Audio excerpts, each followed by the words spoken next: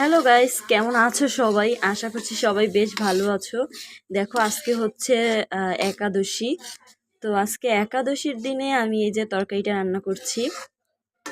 তো আসলে প্রথমে ভাবিনি যে তোমাদের সাথে শেয়ার করব, তো মশলা দেওয়ার পর মনে হলো যে যাই হোক একটু শেয়ার করি, তো তাই আসলে ভিডিও করা শুরু করে দিয়েছি।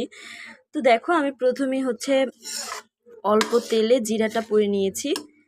দেন মশলাতে হচ্ছে হলুদ, মরিচের গুঁড়ো, পরিমাণ মতো লবণ, আর সাথে জিরা বাটা, মানে জিরা গুঁড়ো বাটা দেয়নি, জিরা গুঁড়ো এগুলো দিয়ে, আর সাথে হচ্ছে এই যে গোটা মরিচ, আর সাথে কিন্তু এই যে বোম্বাই মরিচও রয়েছে।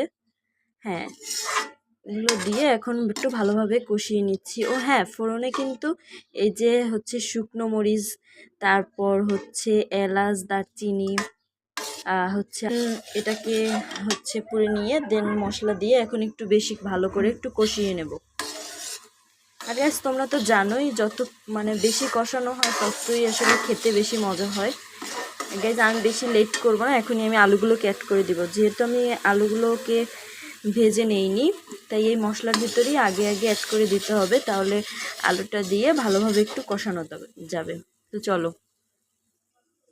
তো গাইস এই যে আলুগুলোকে আমি এখন অল্প অল্প করে দিয়ে দিব। তোমরা কারা কারা আজকে একাদশী করেছো জানিও কিন্তু। আজকে আমরা কিন্তু সবাই বাসায় একাদশী করি, আর একাদশীর দিনে এরকম নিরামিষ রান্নাই হয়ে থাকে। হচ্ছে নিরামিষ তরকারিটাই বেশি আমাদের খাওয়া হয়। আসলে ফল খেয়ে থাকা একদমই আমাদের জন্য খুবই কষ্টকর। আমি তো একদমই পারি না ফল খেয়ে থাকতে, ফলটা একদমই পছন্দই করি না। তাই আসলে তরকারিটা প্রত্যেক একাদশীতেই লাগে। তো তোমরা আমার মতো কে কে আছো অবশ্যই জানিও আমাকে। দেখো এখন আমি এই আলুগুলোকে একটু ভালোভাবে কষিয়ে নেব। গাইজ এখন আমি এগুলোকে অল্প আঁচ দিয়ে ঢেকে ঢেকে বেশ অনেকক্ষণ কষাতে হবে, নয়তো আসলে আলুটা সেদ্ধ হবে না। তো আমি এই যে ঢেকে দিয়েছি।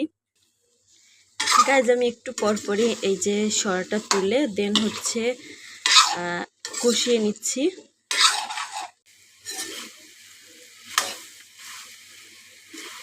আর এটা হয়তো ধনিয়ার গুঁড়ো। গাইজ দেখো অনেকক্ষণ কষানোর পর আমি জল অ্যাড করে দিলাম, আর এখন এই যে ফুটছে, দারুণ এসেছে কালারটাও। আর হচ্ছে বেশ কিছুক্ষণ এখন এভাবে ফুটবে, দেন এটাকে নামিয়ে নেব। আর এটাকে কিন্তু একটু বেশি করে হচ্ছে জল দেওয়া হয়েছে, কারণ ঝোলটা খেতে আমি ভীষণ পছন্দ করি, আর তাই আর কি। তো যাই হোক আজকের মতো ভিডিওটা এই পর্যন্তই। তোমাদের যদি ভালো লাগে অবশ্যই শেয়ার করে দিও, আর সাথেই থেকো। তো থ্যাংকস ফর ওয়াচিং, টাটা।